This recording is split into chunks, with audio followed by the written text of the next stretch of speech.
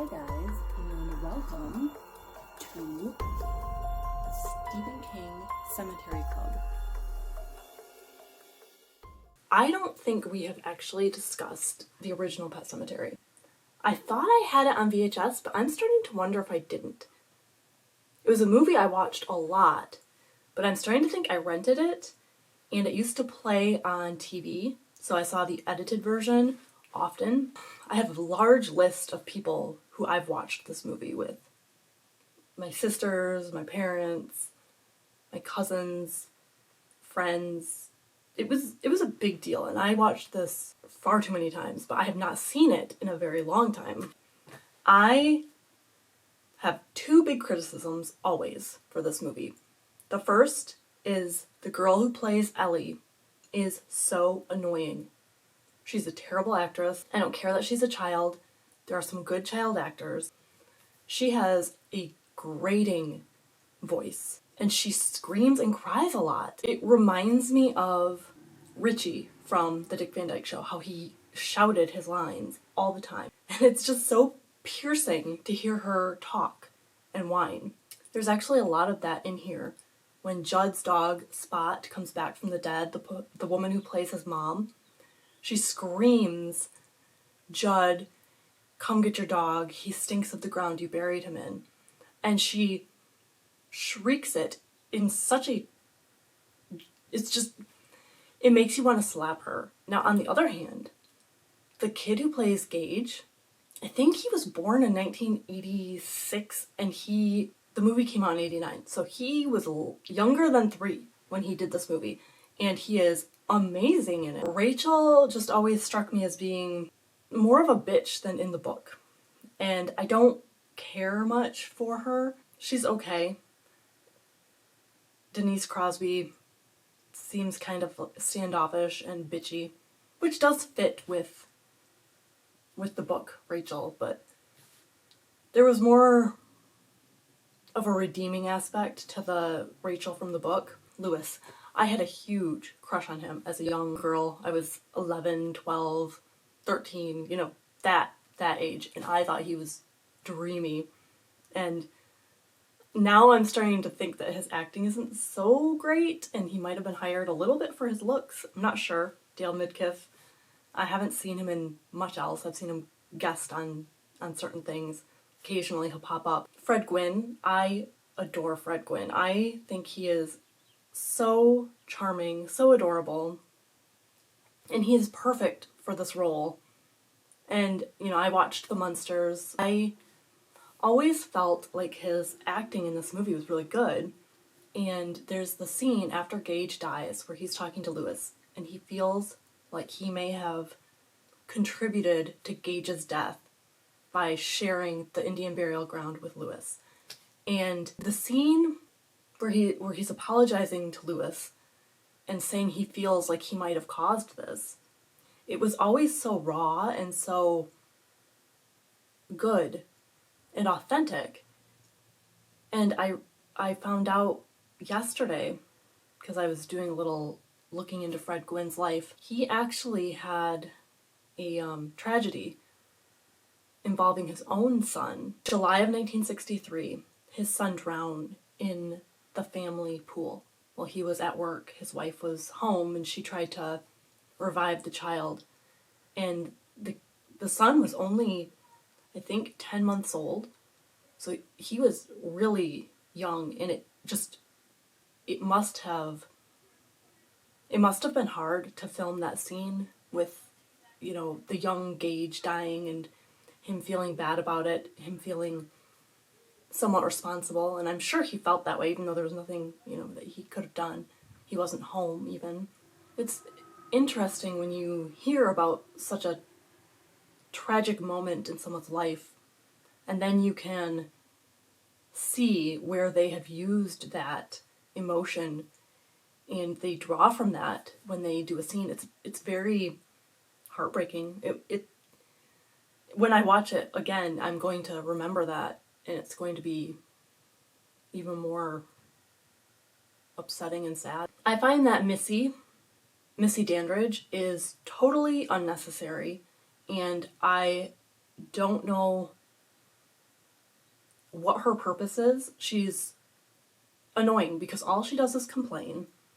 She has very few lines, very few scenes. And her death, which is a suicide, which doesn't even happen in the novel, seems out of place.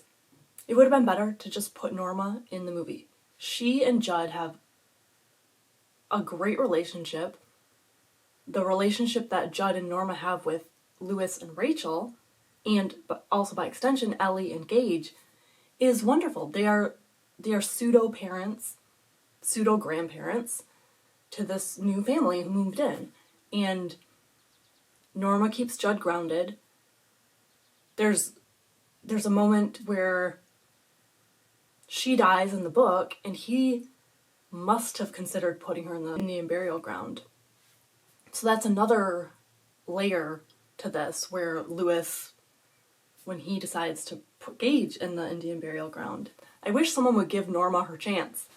You know, she would have been great in this movie, she would have been great in the remake, but no one wants to use Norma. I don't get it. And it's even more annoying because Stephen King wrote the screenplay for this. So he decided to scrap Norma Crandall and kind of meld her a little bit into Missy Dandridge. I don't know. I love the music.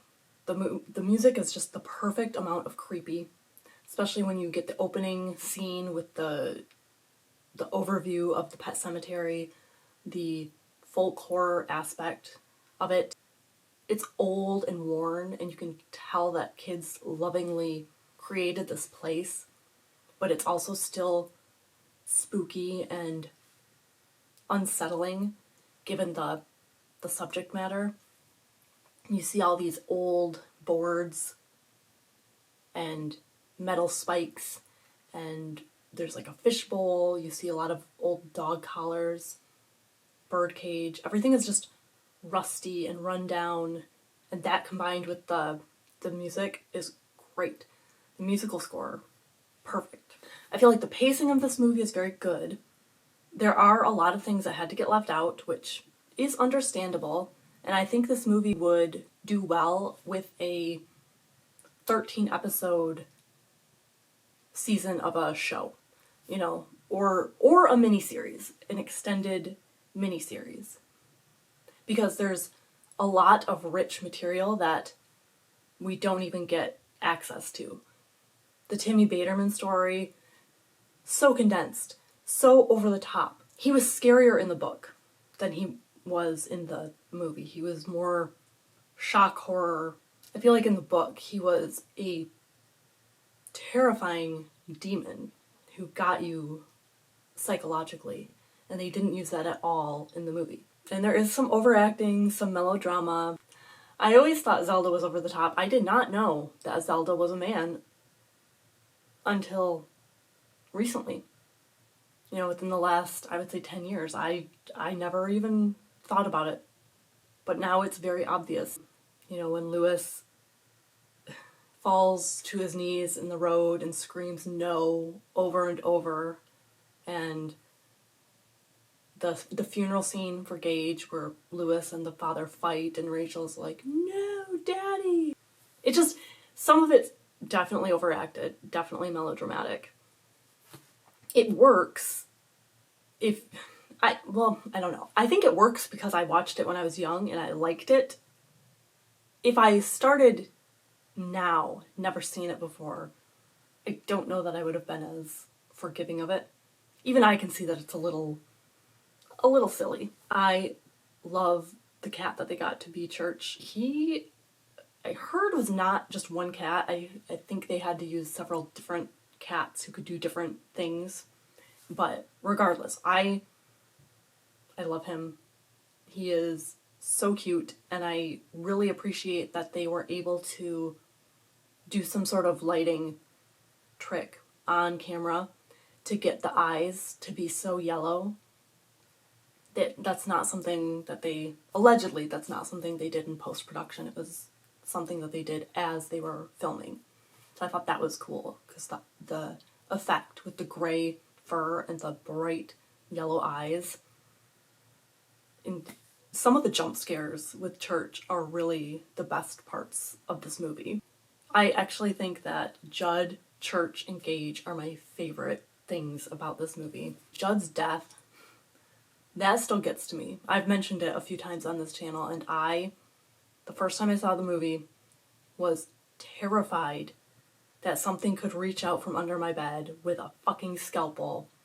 And I used to jump out of bed in the morning to just clear the arm reach of, anyone who might be under there. It was bad. For a few months, I was convinced that my Achilles tendon would get sliced. And even now, it makes me squeamish to think about that. That's nightmare fuel for me. Oh, Pascow! How did I forget him? I love Pascow. He was so creepy. They did a good job with him. I really appreciated that. Have a spooky day.